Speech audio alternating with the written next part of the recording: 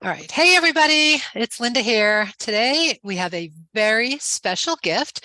We have our guest, Antonio McLaren, who happens to be Michelle's nephew. And in light of Earth Month, we wanted to bring Antonio in and we're going to let him tell you about what he does, but he's doing some very wonderful things for our planet and for nonprofits. So Antonio, why don't you take it away and introduce yourself and tell our audience what you do on a day-to-day basis. Sure. Thanks, Linda, and thanks, Aunt Michelle. Thanks for having me on your platform. It's certainly my pleasure to be here. So I'm going to kind of just give you a sort of a summary of my background, and then I'll talk about what I'm doing currently. Perfect. So I'm coming to this to your space today with 22 years of USDA experience. So USDA is U.S. Department of Agriculture, and I primarily, throughout my career, was working in the grant management space. So I was basically helping universities or working to manage grants that go to universities. And USDA, there's an agency under USDA called the National Institute of Food and Agriculture. That's where I spent the majority of my career. So out of the 22 years I spent at USDA, I spent a little over 15 years with them. And they're an agency that basically every year they just dole out money, grant money to universities across the United States, as well as in our territories. So their primary footprint is domestic, so they're not necessarily an agency that does a lot of international work, but they are really, intentionally, grounded on how to fund institutions that are basically providing food and agriculture programs across the states. And there's at least one institution in every state that does that. So there's a land grant institution in every state, and those are the primary grantees that the agency that I used to work with. Those are the primary partners. So, for example, in New York, it's Cornell University. In New Jersey, it would be Rutgers University.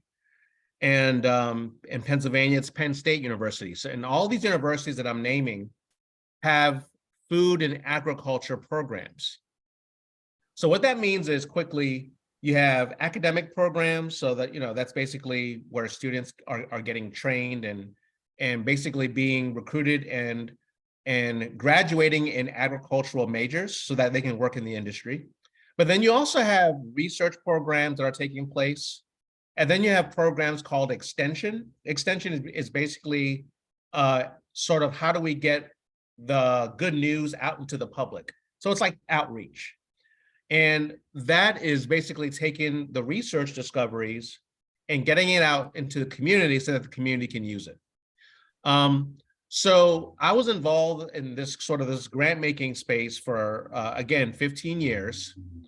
And from there, I've sort of now taking my expertise, and I'm in the nonprofit sector, sort of still doing some of the work I used to do before, but in a different way. So currently, I've been working with an organization called the 1890 Universities Foundation. And the foundation works exclusively with land grant institutions that are HBCUs. What does that mean, HBCU? So, and thank you for asking me, HBCUs are historically Black colleges and universities. Okay. So when I talked about land grant institutions, land grant universities, and I talked about them being one in every state, there are also different kinds of land grant institutions as well. So you have predominantly white institutions, like I mentioned Cornell, I mentioned Rutgers and Penn State, and there are many others, Purdue University, Iowa State, and many others. But then there's also a subset of land grant institutions that are HBCUs. So these are colleges and universities that historically, when they were founded, they were exclusively for African Americans, but today they educate everybody. So they just have, but they have a very significant history. And these institutions are called 1890 universities. Oh, interesting. Never heard And the that. reason why they're called, so 1890 is basically, it's the year that the legislation was passed to establish them as land grant institutions in this country. Mhm. So the earlier ones that I mentioned, when I said Cornell and Rutgers and Penn State, those are 1862 land grant universities. Because in the year 1862, that's when Congress passed a legislation called the Morrill Act to establish these institutions in this country to basically provide an opportunity for Americans to study agriculture. So that's why these universities have like these designations: 1862, 1890, and then there's a third set called 1994. 1994 land grants institutions are for those that are Native American and tribal colleges and universities. So they were established at that time to really focus their efforts on the Native American and tribal populations. Mhm. And so again, there's at least one in every state, but there are many states that have multiple land grant institutions. Mhm. And so anyway, so there's a large history. There's it's certainly rich. Lots of different stories and also different capacity levels across the schools. So you can't take one and from one state and one from the other state and think that they're all equal. Right. So some are very small, some have limited capacity versus others. So the ones that I work with are the HBCUs, and there are 19 of those. Mhm. There are 19 in 18 states. So there's one state that has two of them, which is Alabama. It has Alabama A&M and Tuskegee University. Mhm. In fact, if I have the capacity to share my screen, I could certainly show you a map. Sure, I'd love to Allow you see to that see- because that's yeah. in my head. Like, Oh, I'd love to awesome. see where these schools are. Yeah, I can do that. So what I'm going to do, wait 1 second here. I'm going to share my screen. Oh, if you can just give me the privilege to share.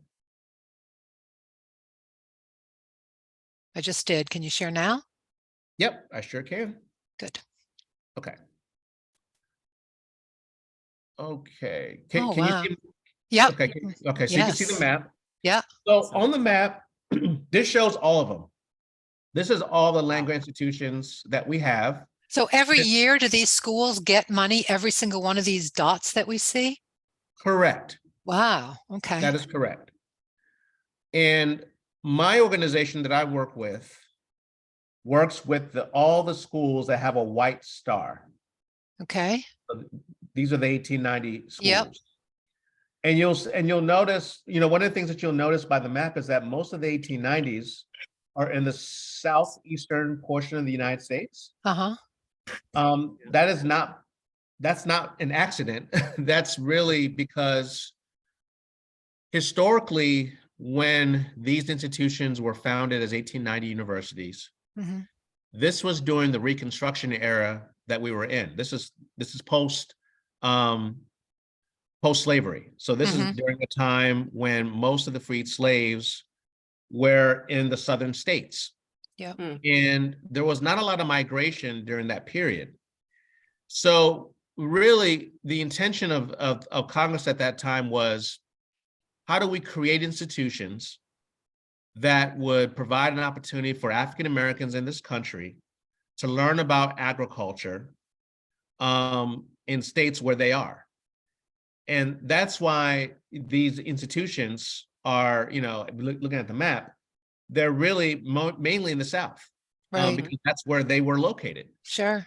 And I And can see the 1994 way all up in the north part of the country there, the northwest. yes, Interesting. and the reason why is because that's where you have a lot of tribal reservations. Yep. Right. Right. So really, it was very intentional to establish these institutions where the populations were. Hmm. So today, though, what's great is that all these institutions, we are certainly in a different place in 2023 than we were in the year 1890. But Mhm. all these institutions educate a wide diversity of people. Sure. However, I will say for the 1890 institutions, they being that they are HBCUs, the majority of their enrollment still remains to be certainly African American, Mhm. but it's not exclusive to African Americans. So I just Mhm. want to make that distinction. Yep. Um, so again, and I'll actually we'll move to the next slide because of what I want to do is just let me do it like this. I want to be able to just showcase um, the 1890s by themselves. Oh, yeah, look at that. Yeah, None so it's out yeah, sort of a west. Hmm. clearer, yeah, so that kind of gives you a clearer Yep. picture. Yeah, interesting. Yeah. So when they divvy up the money, obviously these schools are all very different. Yes. So what you do if they would write a grant of how they want to use the money, and each university is going to want to use it in a different way, correct? Yes, that is correct. So as a matter of fact, I'm gonna go back to the previous slide because so when there are money that goes out to these institutions via a formula, so they're called formula funds, Uh-huh. which means that the schools don't necessarily have to compete for them.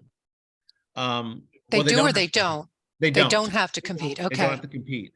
So formula funds that are awarded to these institutions, it's based upon the size of the enrollment, Hmm. um, as well as the percentage of the state population that's involved in agriculture or like in Okay. rural or rural enterprises. Um, and so those funds, again, those are non-competitive funds that go to the schools. And those funds are used for mainly research as Hmm. well as extension programs. Okay. Can you give us But an idea of some of like the cutting edge research? Is it like restorative farming, or what's going on for cutting edge research in agriculture? Because I'm so yeah, interested in this topic. so sure. One main topic that is getting a lot of interest is climate smart agriculture. Ah. And climate smart agriculture essentially is it's basically being supported and funded in response to climate change. Hmm. So it basically it's like how do we help farmers Hmm. to be able to farm more efficiently, Hmm. to get higher yields, but also Hmm. to adjust their production practices as a result of climate change. So that could be rising temperatures. Hmm. It could be in certain areas. It could be lack of irrigation Hmm. or lack of water. So would Uh, that mean they would have to possibly change their crops to a crop that's more suited to a drier, hotter environment, if something like that? it could be that certainly. It's Yeah. certainly looking at perhaps looking at crop rotation, Hmm. or looking at using cover crops Hmm. as a way to mitigate against the negative impacts of rising temperatures. Hmm. It could be also using different types of technology, integrating technology with their production practices. So we're seeing an increase in, like, for example, farmers that are using drones, Mm.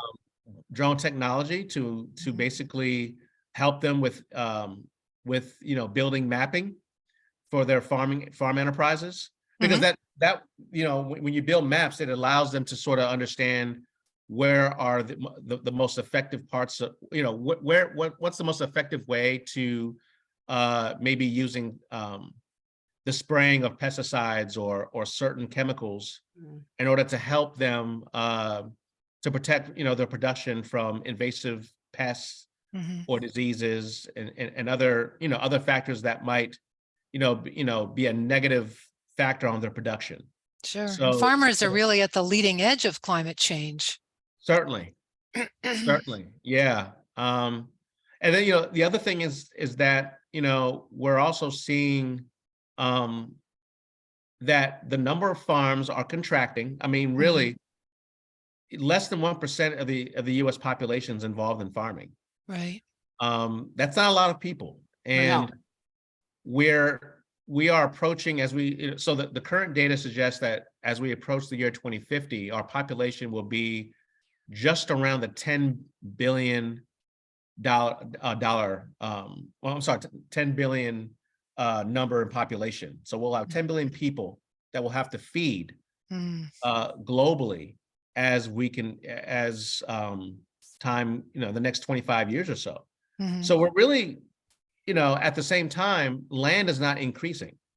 Right. So the amount of arable land that we have to actually grow our food is contracting. The number of farmers or farms are also contracting. We have some other issues. The average age of a farmer in this country is around 58, 59 years old. Wow. So we have a population where farmers are farming well into their old age. Yeah. And we're not getting younger fast enough. Right. So with all these different issues, we got to figure out number one, how do we get more people involved in farming?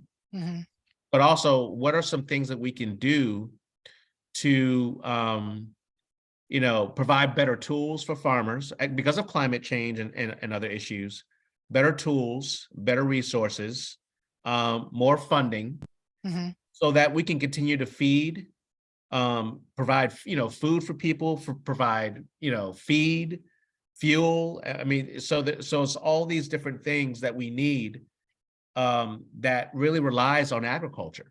Right. Yeah, I would imagine also just trying to create, how do you have a new generation of farmers? I mean, what do we do to encourage that? And farming, the word farming can mean something completely different in our future, right? Growing hydroponic plants in a lab, or doing more, that kind of growing. Maybe that is our future. I don't know. Yes, and I'm glad you brought that up, because one of the things that's another cutting edge area is urban agriculture. And urban agriculture has gotten a lot of attention in the last, I would say 10 to 15 years. So now you're seeing rooftop gardens or rooftop farms. I've loved some of the things that, like, for example, I've seen in cities like DC. I live in the DC area, but also like places like New York, Detroit, Chicago. I mean, there are a number of like indoor farms where you'll see, organizations that will take over maybe in an abandoned building. Yeah. And convert the inside to using like vertical agriculture. Right. Where you're growing food in like cylinders. I've seen indoors. that. Yeah. So it's really becoming more cutting edge. And the other thing that we're seeing a lot of is seeing schools or hospitals and other entities, adopt community gardens. And using, for example, in schools, using community gardens as a way to teach kids about their food source. And I think that's like so important, is to bring Oh it back my gosh. locally. So why have like these huge, mega farms run by, a huge conglomerate that has to like spread it out and ship it and fly it somewhere. But if there was each town had a local, source or community garden, or if everyone had even a little bit, like even if you just grow sprouts in your kitchen, it would just, it seems like we're going to have to take it down. We've spread out all we can, and now environmental changes are causing us to like now shrink inward and become more local. And people need to get in the habit of maybe going to farmers markets on the weekends and where it's locally grown. But it's just such a big problem when you say 10 billion, and there's a lot of places in the world where they don't have the resources that we do. They don't have the growing environment. So I know a lot of the world is going to depend on us to help them out. So definitely we got to figure this out. Yes. Yeah. It's definitely it's more of an exciting time. I think a lot of it is because of the sense of urgency that we have. Yeah. And then, coupled with that, and we've seen, the pandemic has definitely exacerbated a lot of the issues. Yep. Another really critical issue that we have, a challenge, is food insecurity. Yep. It's access to healthy food. Right. And so in looking at this map, so I just came back from last week. I was at a symposium in that was hosted by one of our 1890 universities, Southern University in A&M College, which is located in Baton Rouge, Louisiana. And one of the challenges that was discussed at this symposium, it was a nutrition and health conference, and one of the issues that we've been talking about is poverty, and the impact of COVID-19. Really, it just made things a lot worse. When you have underserved communities that were already struggling to have access to healthy food, and then the pandemic happens, which really then, in some cases, for certain communities, they closed off many opportunities to get access, like food pantries and and school lunches, free sure, lunches. school lunches, absolutely.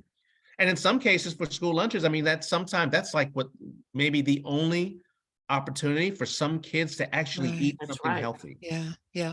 Or eat it all. Or eat it all. Yeah. You're exactly right. Yeah. So there's so many challenges. And I think the challenges that at least that I see, we can convert many of them into opportunities to really look at things a lot differently. And hopefully, as time goes on, what we're really trying to really work on is how do we establish some local and regional food economies that make sense. And we see that in certain communities, like, for example, you might have communities that have like access to like food hubs or like cooperatives, or, you mentioned farmers markets. So it's, how do you establish these sort of niche areas or niche opportunities by which folks in the community can access healthy food without, especially if they don't have access to a grocery store. Right. In some cases you have communities, especially in the rural South, who have to drive miles and miles to get to the grocery store. Yeah. And so they're, and those communities are, we call them food deserts. Sure.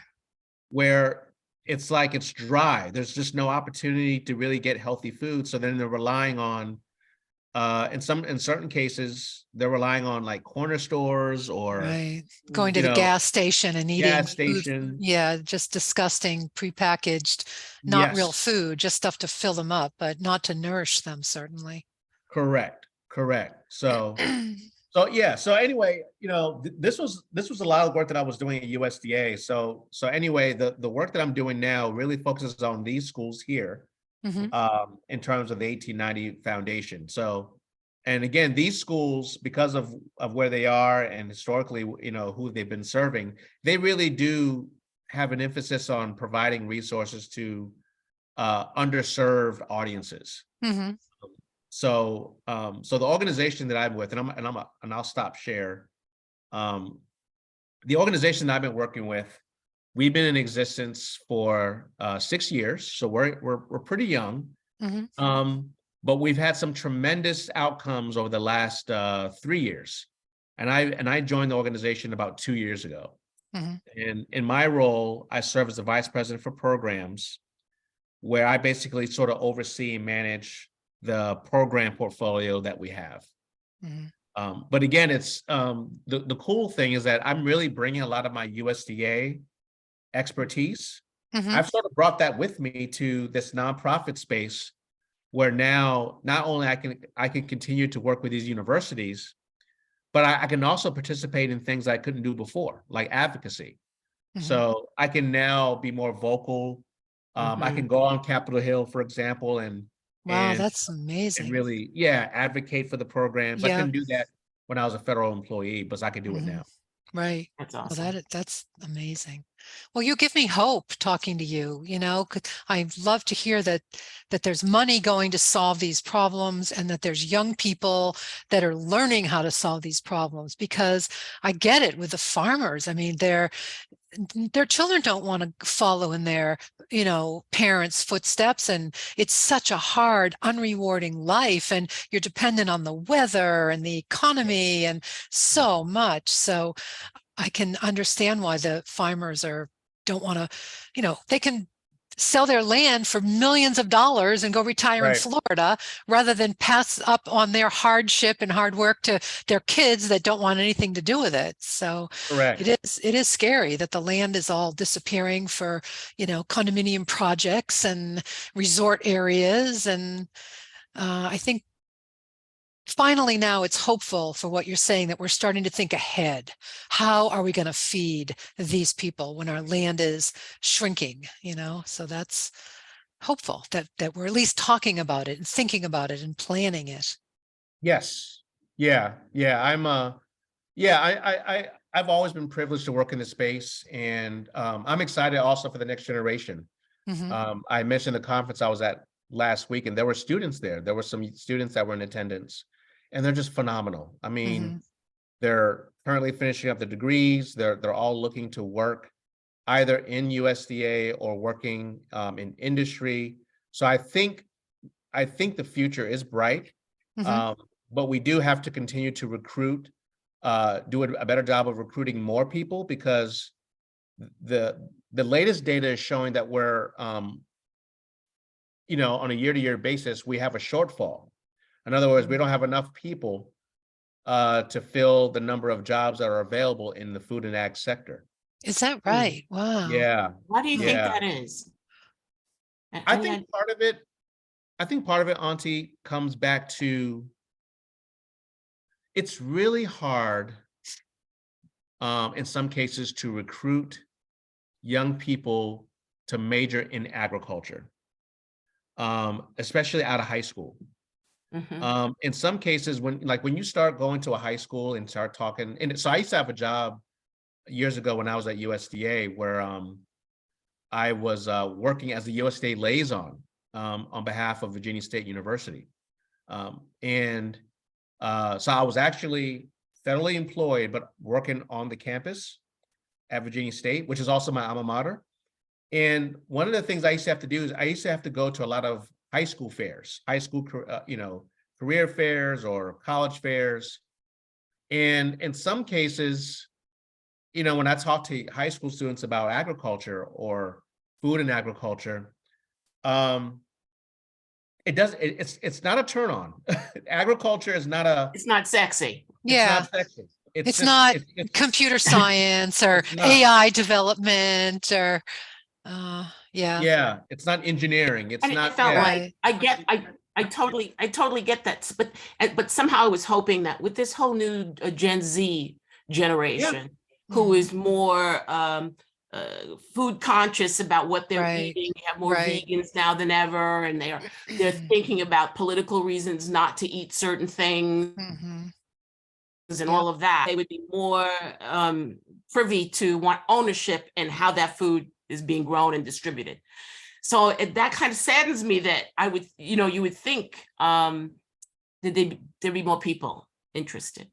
yes, yes. So I think um um where I think the best opportunities for recruitment have been taking place amongst, certainly at the land grant universities, the communities that they serve. I think those young people have a better opportunity to understand, because I think they also see agriculture in their community. Hmm. So I Mhm. think it helps them to sort of like connect the dots.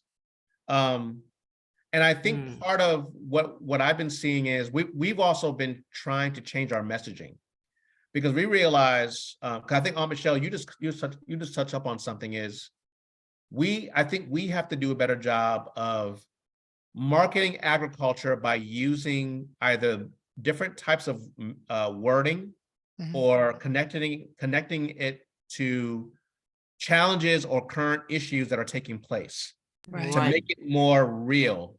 More So life we're talking about applicable. like climate change, or we're talking about food Yeah. insecurity. And I think that's when young people they get it, because they latch on to things that they're probably experiencing themselves. Right. And so food insecurity, I think it, certainly um, touches, I think that kind of cuts across maybe a broad spectrum. And I think people understand what that means. And I think Mhm. it's easy to explain what that means. The word agriculture, I think the other issue with agriculture is that there's there's baggage around Yeah, that word. I mean, in this there country, is. because of the history of this country, because of, certainly with Native American populations, Mhm. certainly with Blacks and African Americans, because of slavery, Right. and then Hispanic communities. I mean, there's Mhm. just there's a lot of baggage here in the U.S. So when I was working at USDA, there have been times when I would talk to audiences or even talk to farmers. They didn't want to hear from me Yeah. because Right. of maybe what USDA did to their father or their Right. grandfather, their Right. Sure. grandmother or their mother or their aunt or whoever. USDA in certain communities, they don't have the best reputation. Sure. Um, and I think over time, USDA has done a better job of, hiring, people that uh, basically look like the community that they're trying to serve. Mhm. So USDA, I think, has done a better job of really recruiting people so that they're more diverse, so that they then have the opportunity to then really reach out to the communities, um, you know, be more conscious, socially conscious. Right. But I think, but again, I think it's just the word. I think agriculture still has that sort of that, it lacks that maybe that current relevance. Like food, people get food because people eat food. Most people eat food every day, most Right. people, Mhm. right? Right. But not everyone farms every day. Right. And so my relationship with agriculture um is mainly from a consumer. I mean, I every day I know I eat, and every day I know I put on clothes, I Mhm. put fuel in my car, like when I need it. So we all relate to it. It's just that we're not, I think we don't necessarily, maybe in some cases, people may not like connect the dots, like in terms of like where the food comes from, because And maybe it's always there. yeah, it's Right. always there. And when you say agriculture, the very first thing that pops into my mind is like working in the field. Yeah, So it's like Right. not like you said, it's not a real appealing word. If I was a college student, why would I want to major in agriculture? I don't want to be a Yeah. farmer, because you've had right. that bad connotation of being a farmer. Sounds Um, like agriculture needs a campaign. yeah, they need a Yeah, makeover. They need a makeover. They need an online Yeah. presence. They need to Need to connect make it to. sexy because it is. It's exciting. All those things that the university are doing that you're talking about is all really exciting. And I think young people would jump on board. But the fact that they immediately are prejudiced against it because they think they have to be a farmer. So yeah, I think it's like you said, it is just giving it a PR makeover, the word. yeah. I completely agree. And there's some organizations that I think are really been doing a good job of really leading the charge in that space. Mhm. Mhm. One is Manners. Manners it's an acronym that Mhm. stands for Minorities in Agriculture, Natural Resources, and Related Sciences. Mhm. And they are a national organization. They have Manners chapters all across many of our university campuses. Oh, wow. Great. So that organization is fantastic. I mean, they have opportunities for college students to really get practical experience Mhm. in, doing community service projects, but also learning about the different careers that are possible in the agriculture and food sector. Mhm. And then the cool thing is that they have junior Manners chapters across many of the high schools and middle schools. So Great. those chapters really allow for young people to learn about agriculture at an earlier stage, Mhm. Right. because the data is really telling us that in order to really recruit for agriculture, you got to expose uh, kids. I mean, really at a young age. I mean, Yeah. kindergarten, first grade. I mean, you really got to get them excited at that point, and then figure out a way to sort of reinforce certain, certain learning outcomes over time, so that when they get to 15, 16, 17, marketing agriculture or maybe certain, opportunities or majors and, things of that nature, it won't be as foreign to them. They'll have an awareness that will allow them to really grasp. And look to peel the onion maybe a little more. And it's just because if you don't know, I mean, look at how many things, different areas we know about, and we don't realize until somebody says there are 10 different levels of this organization that nobody has ever heard of. They don't even know that those jobs exist. So maybe doing that and exposing all the levels of agriculture. And every time you see on the news a report about a school, like an elementary school that has started a community garden, you can see how excited the kids are. And, to grow your own food and then eat what you grew, it totally gets them hooked in food source and all that to get them excited about it. Otherwise, they're just buying stuff. Getting the plastic cup. Exactly. You get the plastic cup in kindergarten. You get a seed. You get one. the seed. Every day you're like, grows. Oh yeah. When's that thing gonna sprout? Me and my first bulb this winter. Every day I look at my I don't ever remember eating my seed. So whatever it was, it grew. But when they do the community gardens and the kids get to eat it, that's really exciting for them. Yeah. Yeah, absolutely. It's awesome. Yeah. Listen, thank you. This has been really great, Antonio, sharing all this information. You got me excited about it now. I know. Good. Yeah. It's an exciting time for agriculture and the food industry. And we're right now, the biggest thing that we're really advocating for is the Farm Bill. Yep. So that's a big piece of legislation that it's basically legislated every 5 years. So the next one will be the 2023 Farm Bill, which probably won't get passed until 2024. But really, the Farm Bill, it provides all the funding and programs across the different USDA agencies, as well as all the universities that I talked about before, the land-grant institutions. So it's really a critical piece of legislation that's going to help continue to build the entire food and ag sector. Yeah, great. Well, positive thoughts for the Farm Bill passing in its entirety, because we all want to be able to eat. That's for sure. Yeah, no kidding. Absolutely. No kidding. Well, thank you so much for coming on. This was absolutely wonderful, and we really appreciate you. We know how busy you are, so thank you for taking the time. Educate me and educate our audience. Definitely. I mean, just reading your bio, I had to sit down and have I was like, oh my and like soak it in. So I was like, what? I'm like, I'm going to be so intimidated. This guy's, I don't want to ask this genius that we're having on. I said to Michelle, I don't even understand his resume. How am I going to be able to talk to him? But you've been so approachable and so kind and so nice. So thank you for that. Yeah, he's a kind soul. My pleasure. My pleasure. Thanks for having me. Oh yeah. Thank you. I love you, and I hope to see you soon. Yes, same here. Yes. Have a good rest of the day, Antonio. Thank you so much, and I appreciate the opportunity to speak with y'all. Same here. Bye-bye. Same here. Right, bye-bye. Thank you. Bye.